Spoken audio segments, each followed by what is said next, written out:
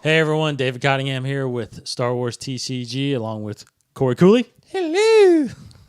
Hello. This is us. If What's you're up, guys? listening to us on the podcast. Absolutely. First video, finally. Yeah. Good things are happening. And we have a very big reason to do that. We have spoilers for you. Yes. For the next Force Pack, the last Force Pack in the Echoes of the Force cycle, Darkness and Light. I remember when we were waiting on this one to come I out. know. It was that drought we talked about, and it was rough for a while, and you got to know all those old cards and the previous cards, and all of a sudden, boom, you get new cards, and they are coming out. And I know. It's like, we're pretty regular now as far as once a month now, which is great. Absolutely. It's great. I was so excited because I wanted, I was looking forward to IG-88 in the last one. You were. That's one big thing. You were, yeah, Boom. absolutely. And then all of a sudden we get this spoiler, Yeah. which is great. We thank Fantasy Flight for that. Mm-hmm. We got the Navy affiliation. Yes, my Navy. I love That's right. Navy. You're Love Navy. using Navy a lot now. That's good. Finally, yeah. I was dipping into the Sith, and I was not happy. So let's get right into it. The objective is called Superior Numbers. And this is very fighter-centric, which is a little bit surprising because the next Force Pack that we're going to get looks like it's going to be all fighter and Right, pilots. pilot and stuff.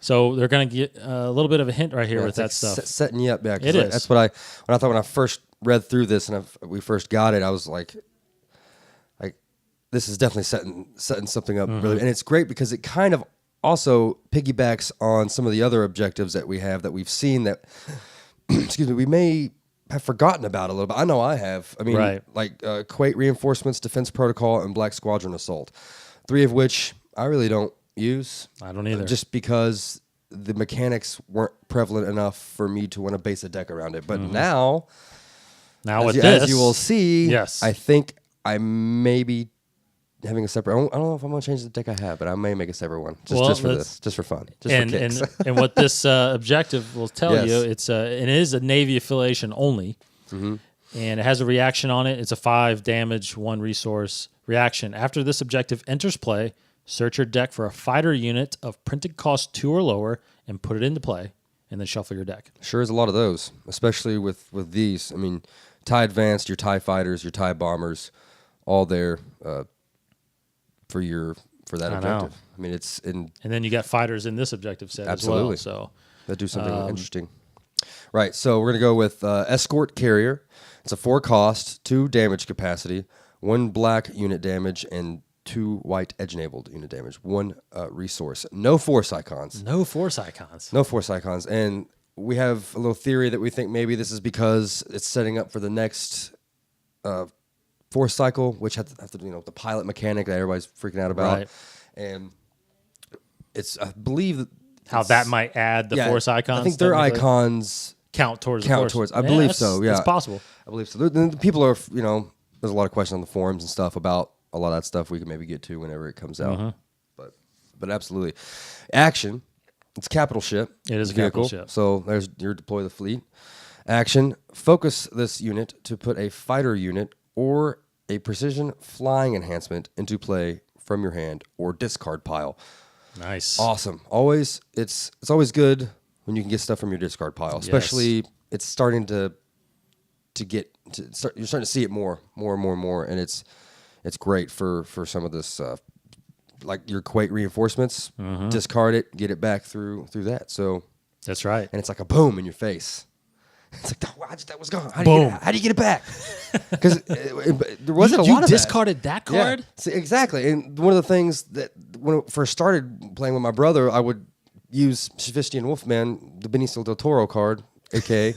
I would use that like an edge battle or discard it my first hand after your first draw phase. And he would, he's like, what? And then I would win the edge battle, get it back for free. So you start to see more of that because it's interesting. Sneaky stuff. Very, very sneaky. Very, very sneaky. So the next 2 cards are the same, and they're unit cards. They're TIE Scouts, 1 unit cost, 1 unit damage, and they're 2 edge-enabled combat icons, 1 unit, 1 blast. Right.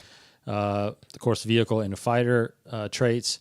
Reaction, after this unit is focused to strike, remove a shield from a target unit or objective.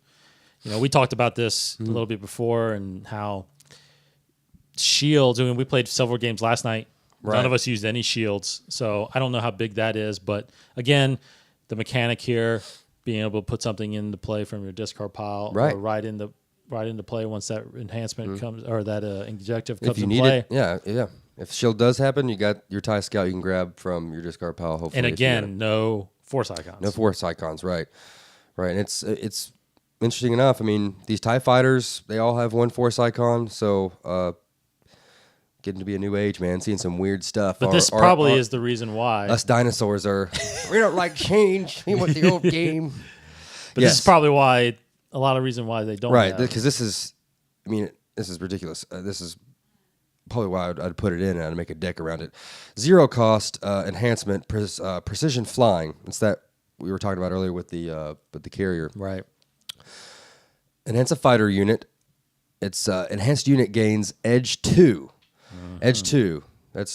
I've not seen edge 2 very much. I mean, no. Benicio del Toro has edge 1.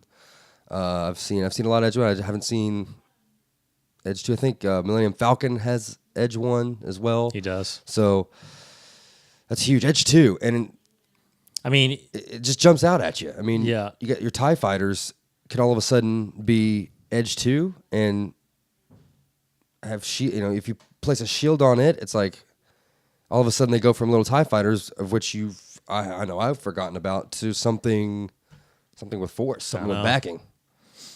Yeah, because like you said, you pointed out before, is that it's so easy to knock these TIE fighters out with heat of battles, right? Especially with the TIE Scout is only a 1 damage, so these guys are very easy to kind of get rid of in edge battles before the even engagements start. So. Right.